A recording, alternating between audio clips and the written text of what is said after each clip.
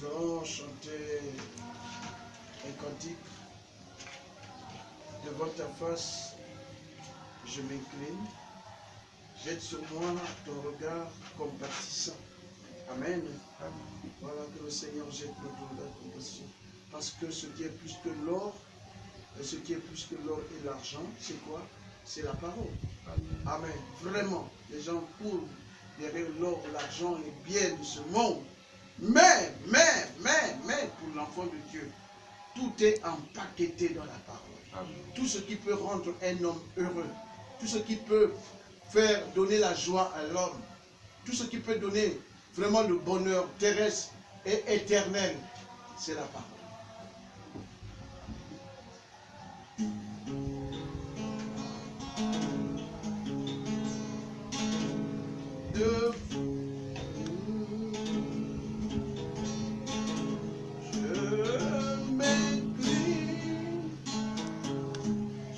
Jette-moi ton regard compatissant,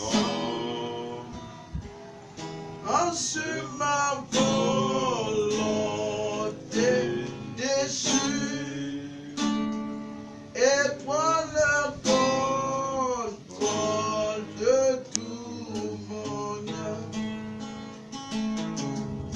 Jette-moi ton regard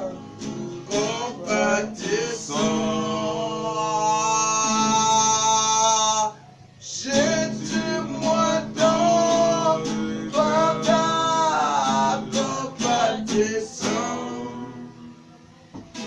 oh sur ma volonté déchue, jette-moi mon regard compatissant.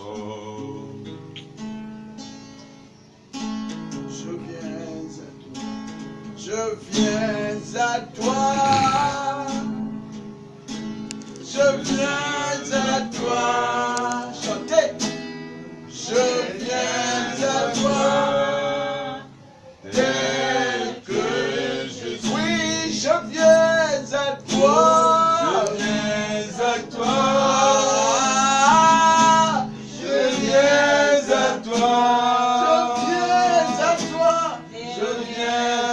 toi.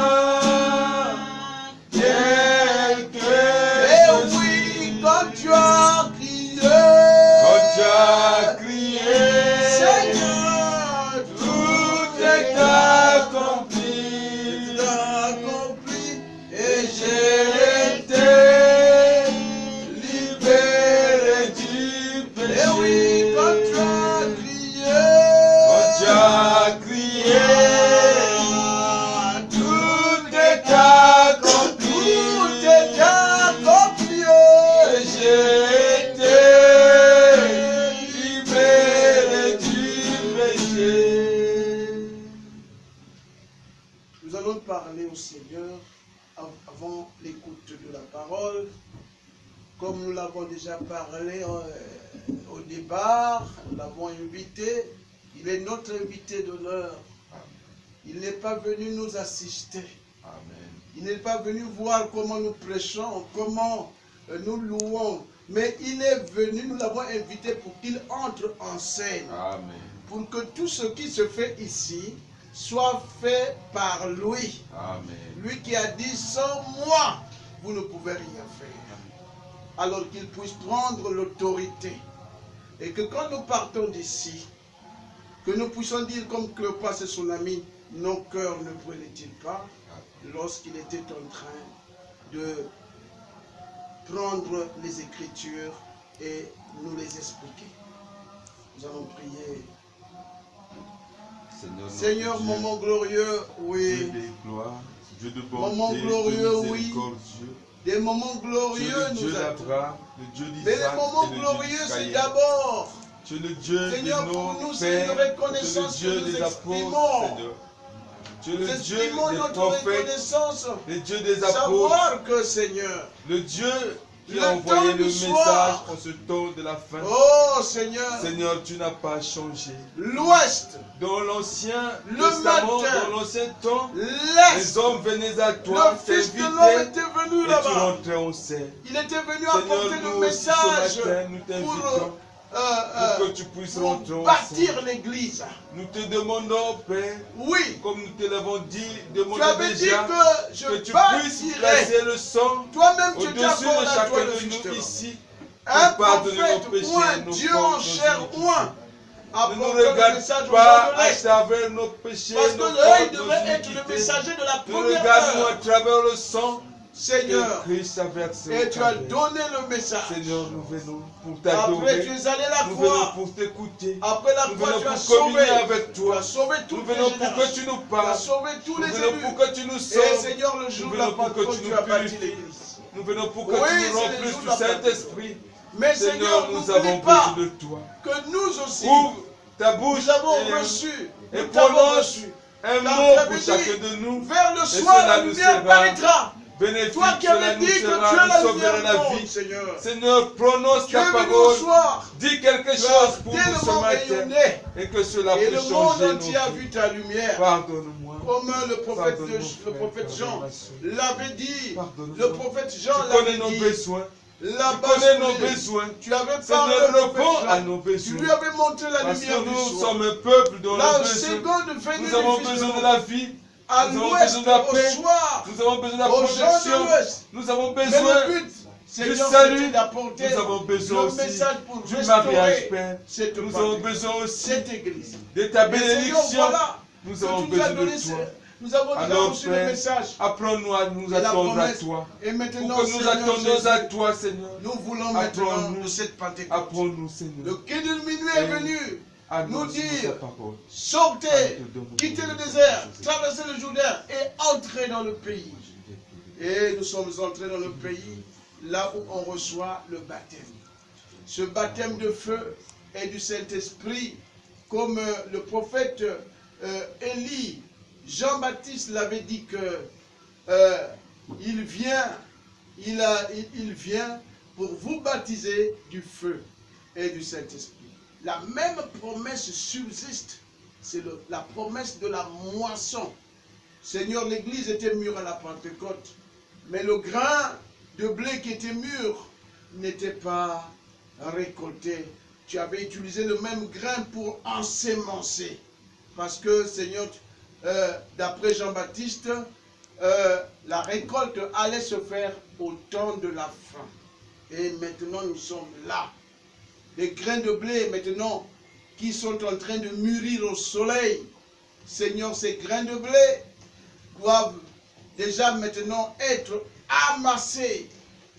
Le livret doit aller d'un côté et le blé de l'autre. Parce que ce blé doit aller au grenier. Seigneur, le matin de la résurrection, quand l'appel va retentir, nous croyons que personne de cette assemblée ne restera. Quand la paix retentira là-haut, quand la paix retentira là-haut, quand l'appel retentira, quand l'appel retentira, je serai là. Oui, l'appel retentira au matin de la résurrection. Amen. Le soir est passé, minuit est passé. Ça, c'est l'heure du chant du coq. La dernière veille où l'Église doit entrer dans la promesse pour laquelle le Fils de l'homme est descendu avec ce message. Amen. Alors, je pense qu'on a déjà prié. Et nous allons commencer à écouter la parole. Amen. Vous les avez prié? Donc vous pouvez vous assurer. Non. Attendez-moi prendre les Écritures. Les Écritures. Le message du temps de la fin, c'est l'Écriture. Amen. Nous sommes un peuple de l'Écriture. Le peuple d'Israël, on l'appelait à cette époque-là le peuple de l'Écriture. Amen. Les apôtres étaient un peuple de l'Écriture. Quand nous croyons quelque chose, nous devons être rassurés que cette chose-là est écrite. Quand nous allons voir William Branham, nous devons être comme les Béréens pour savoir est-ce que ce que Branham nous dit là, c'est l'écriture. Parce que eux, ils éprouvaient le message de Paul était éprouvé, était testé. Amen. Les croyants de Béret examinaient le message de Paul par les Écritures. Amen. Parce que le message, c'est le Fils de l'homme. Mais le Fils de l'homme, c'est Jésus. C'est lui le prophète qui a été oint pour l'âge. Le prophète oint qui est venu au soir. Mais croyez-vous qu'il allait nous apporter quelque chose de faux? Hein? C'est quelque chose de juste, n'est-ce pas? Il ne veut pas nous amener sur... Voilà pourquoi, comme il a utilisé un homme, un vase de terre, et l'apôtre Paul a dit, nous sommes un vase de terre, mais nous transportons la gloire de Dieu. Nous transportons la lumière. Amen. Nous transportons le message. Mais pour que toute la gloire ne soit donnée, pas à un homme, mais à Jésus. Amen. Voilà, bien aimé. Alors, donc, prenons les Écritures avec nos Bibles. Nous allons prendre...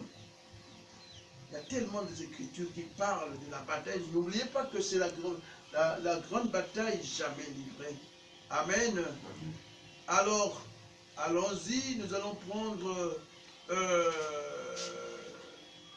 vraiment... Nous allons prendre...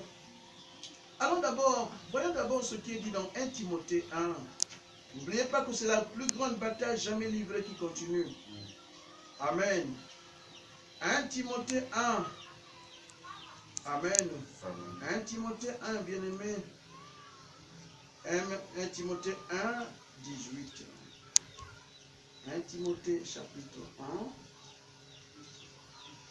1. Amen. Nous allons commencer à lire à partir du verset 18. Amen. Il est écrit, nous lisons la parole du Seigneur, suivez. Le commandement que je t'adresse, Timothée.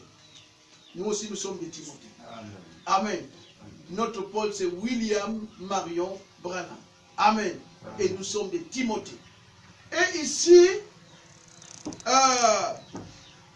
le commandement, je suis dans 1 Timothée 1, 18. Le commandement que je t'adresse, Timothée, mon enfant, selon les prophéties faites précédemment à ton sujet, c'est que d'après zèle, tu combattes le bon combat. Répétez cela, le bon combat. Le bon combat. Plus fort. Le bon combat. Ah oui. Tu combattes le bon combat en gardant la foi. Amen. Amen. Parce que c'est un combat de la foi. Amen.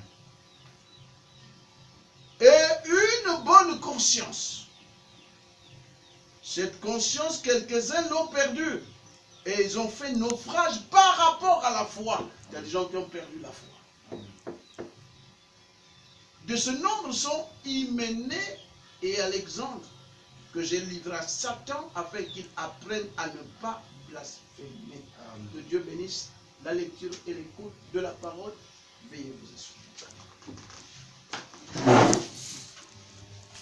Voyez, le thème que nous sommes en train de poursuivre, bien-aimés, c'est la plus grande bataille jamais livrée.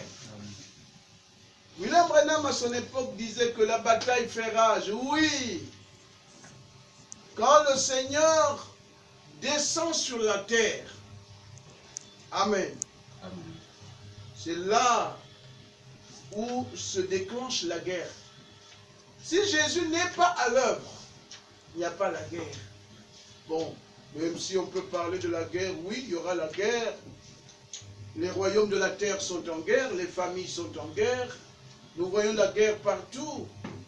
Mais nous savons que la guerre la plus redoutable, c'est celle qui se passe entre Jésus et Satan. Amen.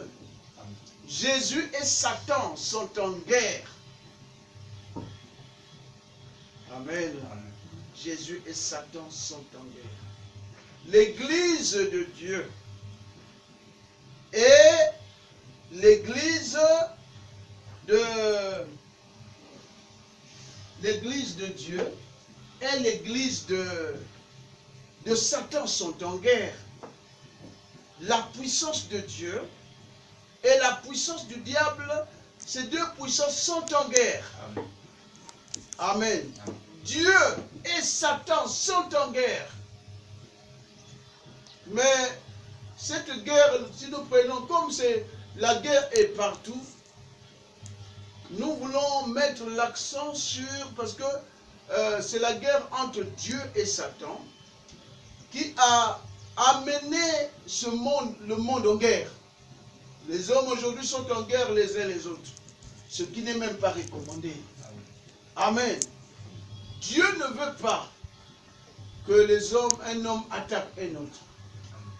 Mais comme c'est, vous voyez, le diable aussi est là, les hommes sont en guerre. Amen. Oui. Mais là aussi, la guerre entre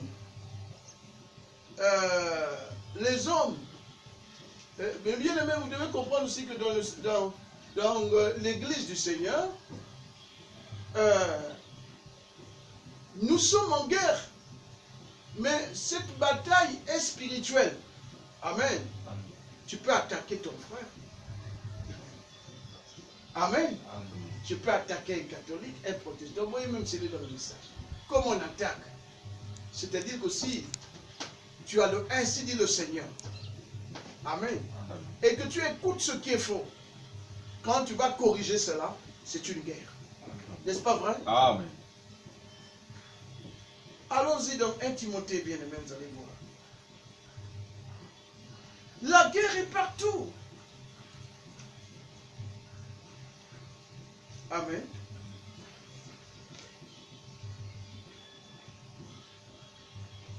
Non, 2 Timothée 3,16. Hein? 2 Timothée 3,16.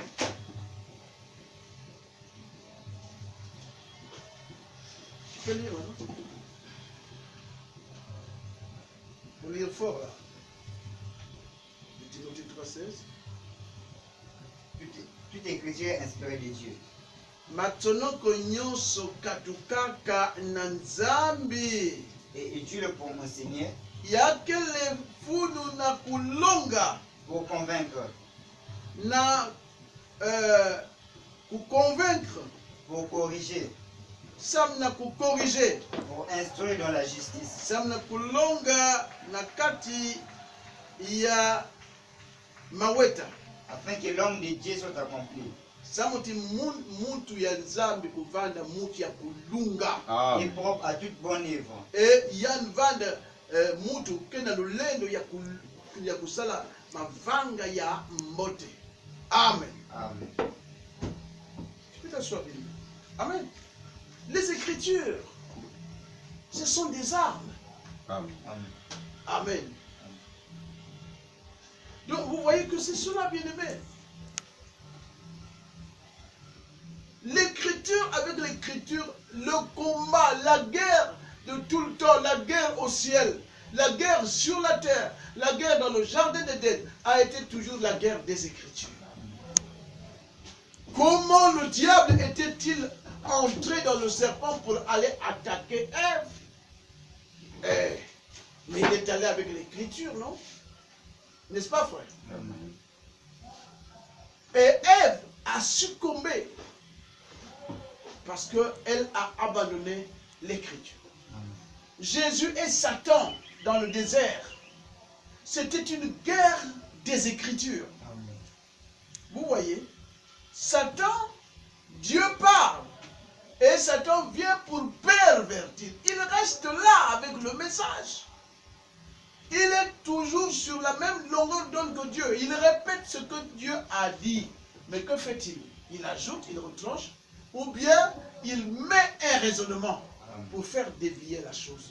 Donc vous voyez que ça c'est la plus grande guerre.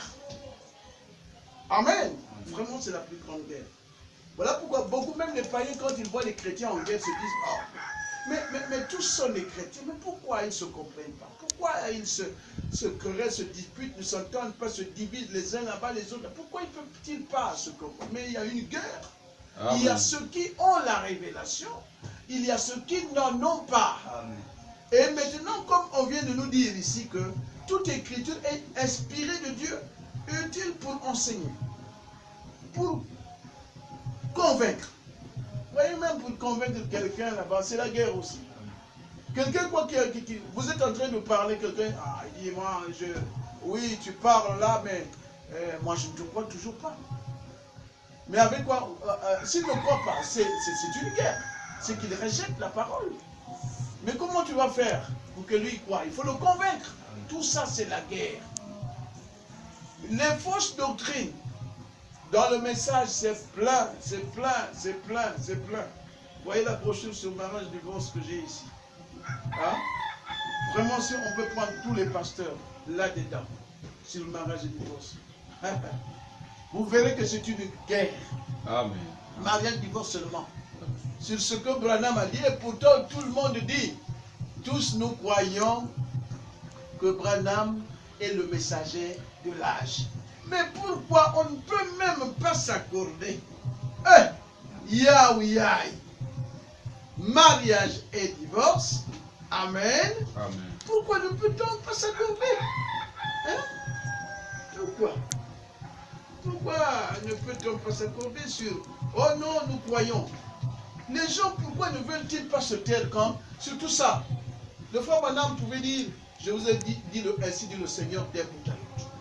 Amen. Amen. Alors, mais pourquoi pas se taire? Oh non, le prophète a dit mais. Le prophète a dit mais. Et après, aujourd'hui, la guerre est là. Frère, si vous avez des téléphones Android, vous devez regarder les réseaux sociaux. Frère Boukama, je te prie, tu es dans le message. Le frère Chris, tous nous devons tout faire pour avoir des Android. Regardons ce qui se passe. Vous allez voir que vraiment les prédicateurs du message sont en guerre. Pourtant, ils croient le même prophète. Il y a même des injures charnelles. On injurie des œuvres de la chair, des pasteurs qui citent le nom de l'autre et ils l'injurient. C'est tout simplement parce qu'ils ne croient pas ce qu'il dit. Et tout cela est ici, là, sur ce que William Branham a dit. Amen. Amen.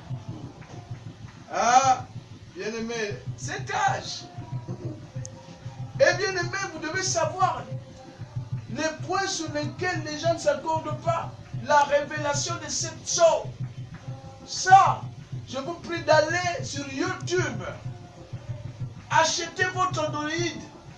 Cliquez, Caspiel, cliquez, Lufoco, cliquez. Tous les pasteurs qui prêchent le message, cliquez seulement le message de la fin. On va vous donner un grand nombre de prédicateurs, mais qui sont tombés. Amen. Mais ce que, bon, la guerre, ce n'est pas mal. Pour un chrétien, nous devons admettre qu'il y ait la guerre. Mais le problème qui n'est pas bien, c'est quand nous voyons les œuvres de la chair. Hein, frère Boukam? Vous faites la guerre avec les frères. Par exemple, nous ici, nous avons nos frères à côté. Nous avons les frères, les protestants. Nous avons nos frères salutistes, néo-apostoliques, les assemblées de Dieu, les assemblées du message. Ce sont nos frères. Amen. Amen. Mais je n'accepterai jamais que quelqu'un me trompe. Que quelqu'un me dise ce que Dieu n'a pas dit. Amen. Je peux t'aimer. Le frère Branham partait partout. Partout où l'invitation venait, il partait. Mais il gardait sa foi. Amen. Amen. Il savait que ces gens-là sont dans leur œuvre. Et il était là en train de casser les doctrines. Surtout lorsqu'il était chez lui. Il dit, c'est ici, c'est chez moi. Dans son assemblée. Mais quand il partait dans les grandes assemblées, là, il prenait un peu des doctrines, un peu là, par exemple sur la divinité, le nom de Jésus, le baptême, la Sainte Seine. Amen. Mais même là, ils étaient la guerre. Puisque c'est lui qui avait reçu la révélation de toutes ces choses. Amen. Amen. Bien-aimés, vous devez avoir une référence dans ce combat. Hein? Amen. Nous, notre référence, c'est William Marion Branham. Pourquoi? Parce que Jésus est venu en chair. Et c'est dans Branham que nous avons vu Jésus en chair, comme il était venu là-bas à l'est. Et il est venu déposer le message. Amen. Amen. Nous avons la prophétie de Daniel, frère. Prenez, suivez les hommes de Dieu sur la prophétie de Daniel. Est-ce que, bien aimé, vous savez que Daniel, quand vous prenez le livre de Daniel là, le frère Branham a dit que c'est l'Apocalypse de l'Ancien Testament. Je n'entends pas des amens. La prophétie, tout le livre de l'Apocalypse, du premier verset jusqu'au dernier, c'est une prophétie. Amen. Croyez-vous cela? Je vais vous montrer que c'est une prophétie. Allons dans les mots. Amen. Daniel combien? Daniel 9. Parce que l'ange Gabriel avait visité Daniel. Amen. Et qu'est-ce qu'il lui avait dit? Daniel avait visité, pardon, l'ange Gabriel avait visité Daniel. Il avait dans cette visite-là 6 buts. 6 buts, les 6 buts de la visite de l'ange Gabriel au prophète Daniel. Et c'est Daniel, c'est Gabriel qui a dit à Daniel que le livre là que tu es en train d'écrire là, c'est une prophétie. Amen. Et il lui a dit de sceller le livre, de sceller. Mais le livre ne devait pas être scellé à toujours. Le livre devrait être révélé au temps de la fin. Amen. Je vais vous donner 2 écritures. Voilà pourquoi si c'est une prophétie, alors là, que les gens se taisent. Il est interdit d'expliquer les prophéties. Voilà pourquoi Branham est venu pour nous expliquer la prophétie de Daniel. Amen. Ce que les apôtres ne connaissaient pas. Amen. Je vais lire justement tout ça, ça fait partie du combat. Quand les gens interprètent mal la prophétie de Daniel, amen. Écoutez ici, les 6 buts. Amen. Les 6 buts de la visite de l'ange Gabriel, c'est l'ange Gabriel qui avait visité Daniel. Et c'est lui qui lui a dit que sache que ça, cette prophétie-là, la prophétie. Je vais prendre Daniel 9, 21. Amen. Et Daniel dit ceci. Il dit, je parlais encore dans ma prière quand l'homme Gabriel, vous voyez que la prédication du vendredi, je dis qu'il y a des anges qui ont la forme humaine. Amen. Il y a des anges qui ont 4 ailes, les chérubins. Il y a des anges qui ont 6 ailes, les séraphins. Mais Daniel n'a pas, Gabriel n'a pas d'aile. Michel n'a pas d'aile. Parce que eux, ils ont la forme de Dieu. Est-ce que vous croyez? Amen. Puisque la Bible nous dit que Dieu créa l'homme à son image et à sa ressemblance. Jésus-Christ est même là la forme de Dieu. Amen. Amen. Lorsqu'il est venu sur la terre, il n'avait pas des ailes. Amen. Même quand il se présente comme étant ange, même l'ange de l'Éternel. L'ange de l'Éternel n'a pas des ailes. Mais si vous prenez Satan, 4 ailes. Les séraphins, 6 ailes. Amen. Et voilà pourquoi on dit l'homme. Oui. Ici, moi, je me réfère à l'image de Dieu. Amen. Amen. Écoute. Daniel 9. Je parlais encore, 21. Je parlais encore dans ma prière quand l'homme Gabriel, c'est-à-dire l'ange Gabriel, Amen, Amen. que j'avais vu précédemment dans une vision, s'approcha de moi d'un vol rapide au moment de l'offrande du soir. Il m'instruisit et s'entretint avec moi. Il me dit, Daniel, je suis venu maintenant pour ouvrir ton intelligence. Amen. Et là, il jouait le rôle d'un prophète. Vous savez que les anges du ciel aussi sont des prophètes. Tous les messagers sont des prophètes. Amen. Amen. Vous voyez, quand on parle des anges, là, il y a des pauvres chrétiens, vraiment je ne les injurie pas, mais il dit qu'ils sont tellement pauvres en connaissance. Et Dieu dit, mon peuple se meurt parce qu'ils... Quand ceux qui n'ont pas écouté Branham, lorsqu'ils parlent, lisent les anges partout là, ils pensent que ce sont les anges du ciel. William Branham, c'est un ange. Amen. Paul, un ange. Amen. Irénée, ils sont partout là. Ce sont des anges, mais le mot ange signifie messager. Amen. Le mot ange signifie étoile. Amen. Amen. Voyez, les étoiles doivent briller quand il y a les ténèbres. Et nous sommes véritablement, la Odyssée est complètement dans les ténèbres. Vraiment, jamais un âge n'a été sombre comme celui-ci. Mais c'était l'âge aussi dans lequel la lumière a tellement brillé. Et Amen. Jésus a tellement brillé dans cet âge. Zacharie a dit, vers le soir, la lumière paraîtra. Bien aimé, la lumière du soir a frappé la terre. Lorsque le prophète Jean, lui aussi, parle de la même lumière du soir, il a dit, oh, j'ai vu un ange puissant qui est descendu. Et il est venu avec une grande autorité et sa lumière a éclairé. Toute la terre a été éclairée. Ah, bien aimé, si les gens ne voient pas cette lumière, l'apôtre Paul a dit, mais c'est parce que le prince de ce monde les a aveuglés. C'est un aveuglement. Parce que Jésus dit que il était venu pour aveugler les uns et ouvrir les yeux des autres. Vous voyez, quand vous êtes devant une lumière, regardez par exemple le soleil quand ça frappe, là, si vous regardez, ça peut vous aveugler les yeux, n'est-ce pas? Amen. Nous sommes en guerre. Mais Dieu, cette guerre-là est venue quand?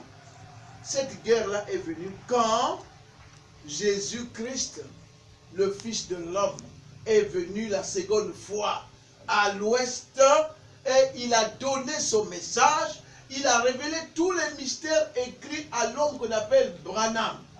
Et c'est là où Satan est entré en guerre. Amen. Amen. Pour détruire, pour détourner les gens. Amen. Oh, bien-aimé.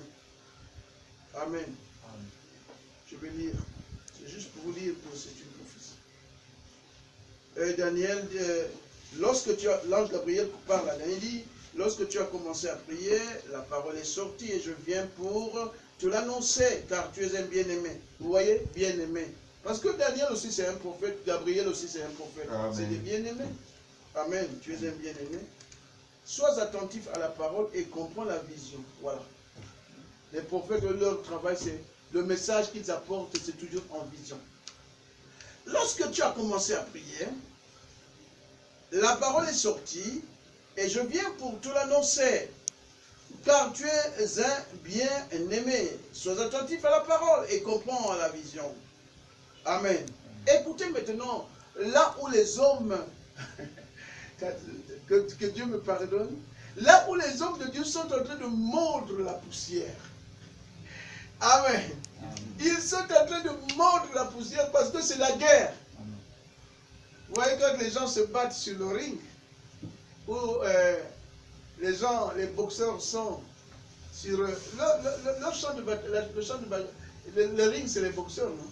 Le tapis c'est les judokas, le terrain de foot c'est pour le foot et tout et tout. Donc, il y a ce qui, le plus fort parfois, fait tomber l'autre pour le faire mordre la poussière. Amen. Amen. C'est ici, là. Vraiment, si vous dites, homme de Dieu, c'est de poser lui la question, depuis quand prêchez-vous le message? Mais frère, mais si vous ne comprenez pas le message, ne vous aventurez pas. Voilà pour le frère Madame a dit qu'on ne peut pas servir Dieu dans la justification et la sanctification seulement. Vous devez aller jusqu'au baptême du Saint-Esprit. Amen. Parce que le Saint-Esprit étant c'est comme le frère Branham dit que, mais c'est lui le docteur, l'enseignant, qui doit être dans le cœur de quelqu'un. Mais si celui-là qui a parlé dans la bouche de Branham vit en vous, le prédicateur, il ne permettra pas que tu prennes ce qui est faux. Si tu prends ce qui est faux, il viendra te corriger, il dit corrige ça. Amen. Il va te faire relire, lis encore le prophète sur ces questions. Amen. Mais puisque Branham a tout dit, ce que Branham ne nous a pas tout dit, c'est la parole prophétique, parce que lui ne pouvait pas savoir les prophéties qui allaient s'accomplir derrière lui. Amen. Il ne pouvait pas savoir que non, quand Franck, il avait donné le bâton à Franck, mais il ne savait pas que Franck allait conduire l'église pendant 40 ans. Il ne savait pas. Il ne savait pas que le crime de nuit allait intervenir en 2005. Ça, Branham ne pouvait pas savoir. Il ne pouvait pas savoir à quel moment le chant du coq allait intervenir et à quel moment le matin allait intervenir. Amen. La parole prophétique, ce n'est que ceux qui sont présents. Quand une prophétie s'accomplit, Dieu n'utilise que celui qui est là pour nous dire que non, cette promesse-là c'est maintenant. La prophétie-là c'est maintenant. Amen. Amen. Ça, le prophète. Mais pour ce qui concerne les mystères, toute la Bible là n'a plus de secrets.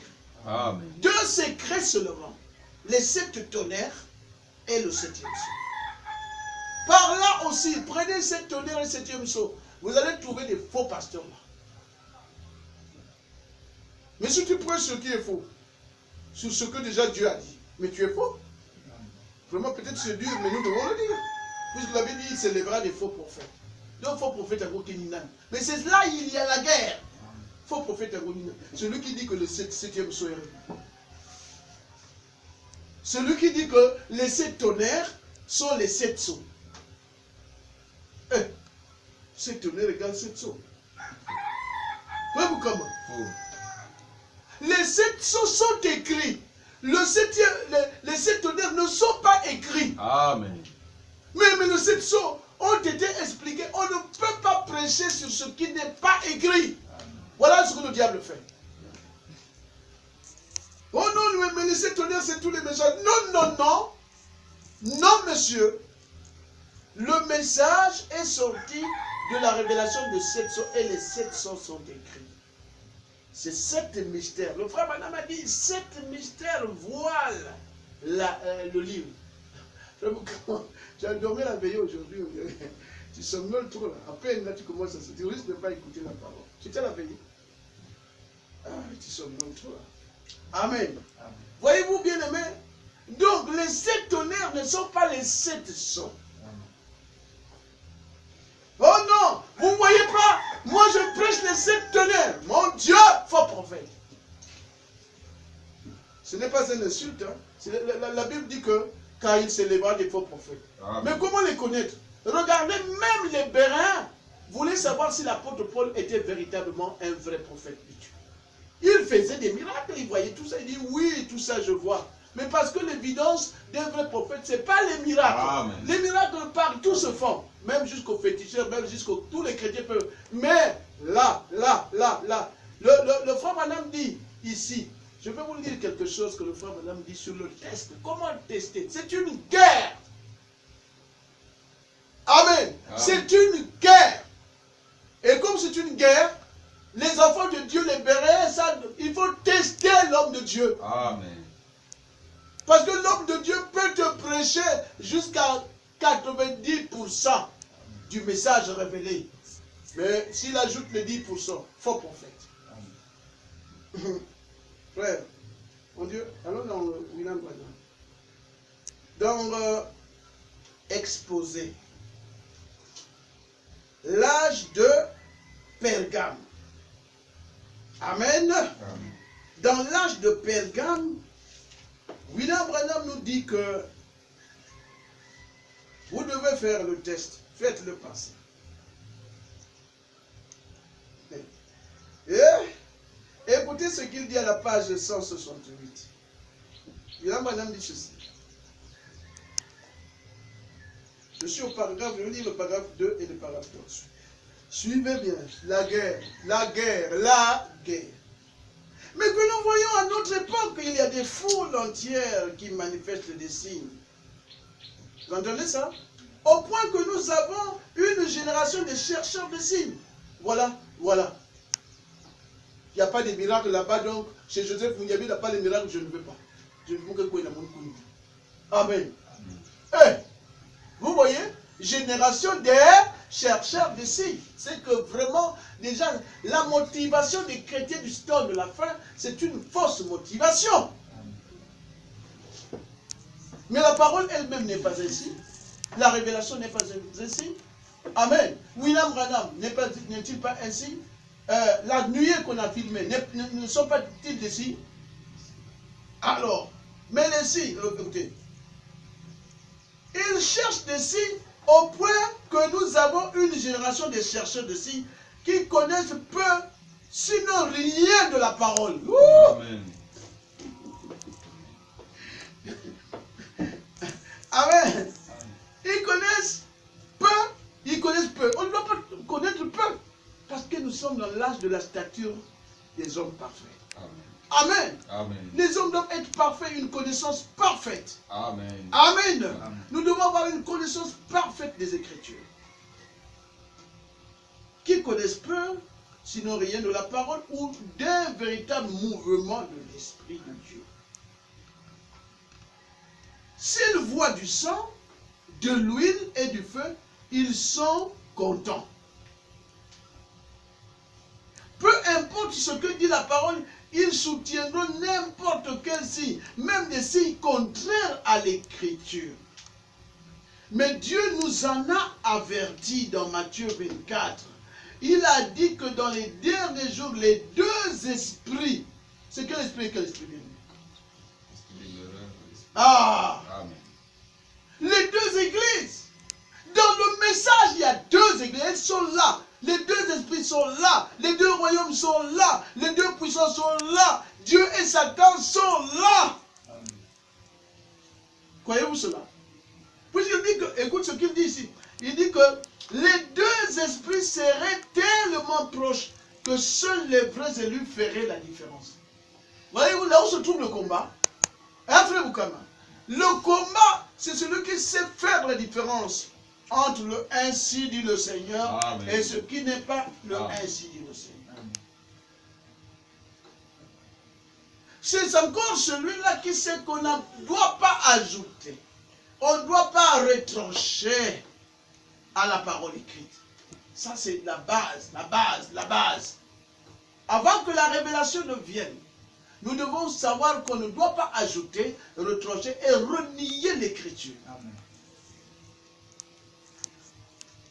Seuls les vrais élus feraient la différence. Se feraient. Amen. Amen. Si tu es un élu, tu vas rechercher quel est le serviteur de Dieu qui dit vrai.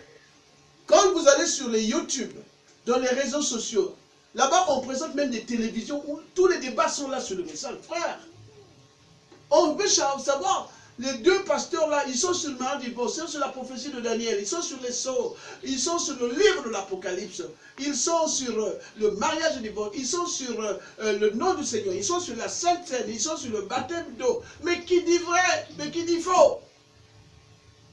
Voilà ce que Dieu recherche des gens comme ça.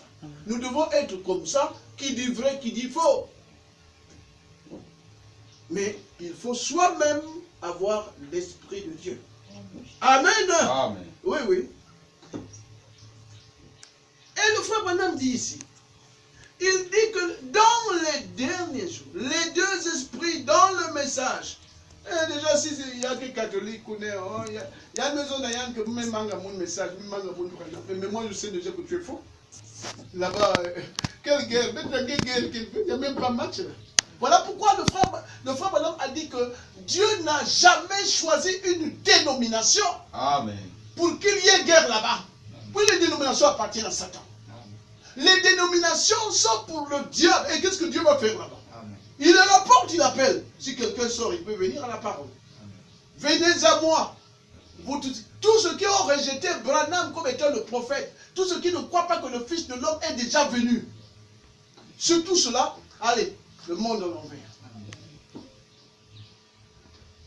C'est bien précisé. Première venue à l'est, deuxième venue à l'ouest. On ne peut pas confondre ça avec l'enlèvement. Amen. Alors, l'enlèvement viendra à l'est. Hein? Il a là. Comment les gens ne peuvent même pas. Mais la première venue à l'est, deuxième venue à l'est. Mais l'enlèvement, c'est partout. Amen. Partout. Ils sont morts. On a enterré Branham là-bas. Il va ressusciter là-bas. Amen. À Jeffersonville.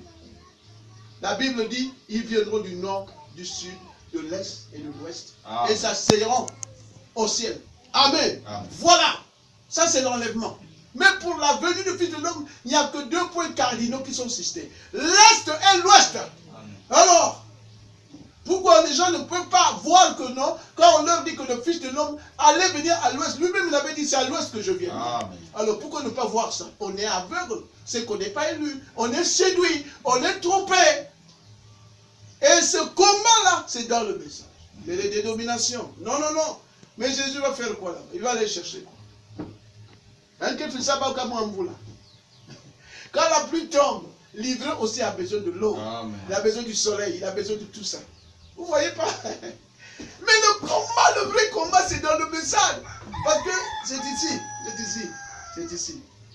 Je lis encore le frère maintenant. Il dit, les deux esprits seraient tellement proches. Mais ils ne peuvent pas être proches chez les catholiques.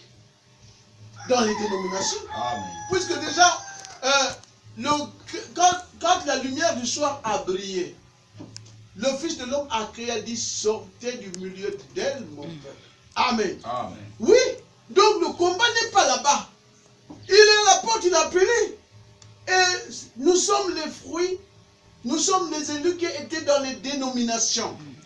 Nous avons reçu l'appel du soir et nous sommes sortis. Et maintenant, où se situe le combat? Le combat est dans le message. Quand le frère Branham dit que les deux esprits, l'antichrist et l'esprit de Christ, seraient tellement proches que seuls les vrais élus feraient la différence, ça c'est le message. Ceux qui sont dans le message. Voilà, le combat à craindre, c'est celui-là. Et un croyant du message, c'est tourner les dos à toutes les dénominations. Branham lui-même était dans une dénomination, il était sorti. Amen. Quand il a dit, je suis véritablement sorti de la dénomination quand le Seigneur m'a donné le Saint-Esprit. Parce que quand vous avez le Saint-Esprit, vous voyez clair. Amen. L'âge de Laodicée est aveugle. Pourquoi? Parce qu'il n'a pas le Saint-Esprit. Vous avez le Saint-Esprit, mais le Saint-Esprit sont les yeux du croyant. Et le Saint-Esprit doit être là-bas dans l'homme intérieur. Notre homme intérieur, le subconscient.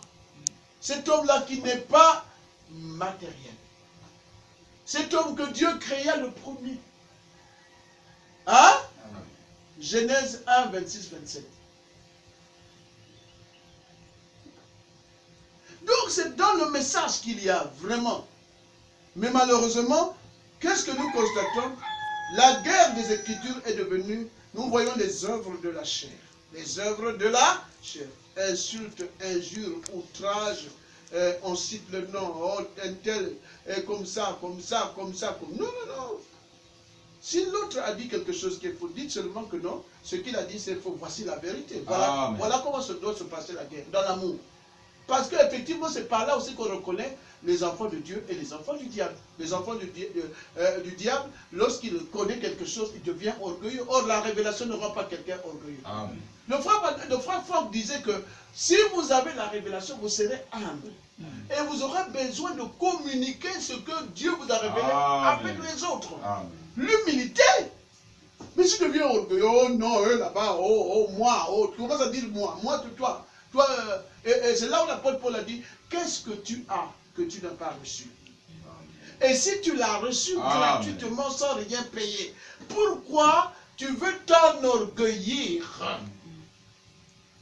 Voilà pourquoi effectivement, ceux qui sont orgueilleux ne peuvent pas avoir la totalité de la révélation. Parce que la Bible dit que Dieu résiste aux orgueilleux et fait grâce aux humbles. La révélation, Dieu la donne aux humbles. Jésus lui-même était taillé. Amen. La Bible nous dit que lui qui était pourtant Dieu. Amen. On peut lire ça un peu avant de continuer ici. Jésus était Dieu. Ça c'est Philippiens 2. Il était Dieu, mais comment? Il s'est humilié. Amen. Si on ne s'humilie pas, oh que Dieu nous aide. Il faut s'humilier. Amen. Écoutez. Philippiens chapitre 2, verset 5. Amen. Ayez en vous les sentiments qui étaient en Jésus-Christ. Vous suivez la parole? Amen. Lequel existant en forme de Dieu n'a point regardé comme une proie à arracher d'être égal avec Dieu. Hein? Voilà. Est-ce que Jésus-Christ, même s'il pouvait à un certain moment dire qu'il est Dieu, mais tout ça c'est avec l'humilité. Amen. Mais c'est dépouillé lui-même, en prenant une forme de serviteur, en devenant semblable aux hommes. Amen. Amen. Semblable aux hommes et ayant paru comme un simple homme. Voilà quelqu'un qui a la révélation. Simple, accueillant, il veut tout le monde. Il montre avec humilité. Il n'est pas orgueilleux, il est simple, il est humble. Amen. Comme Jésus l'était.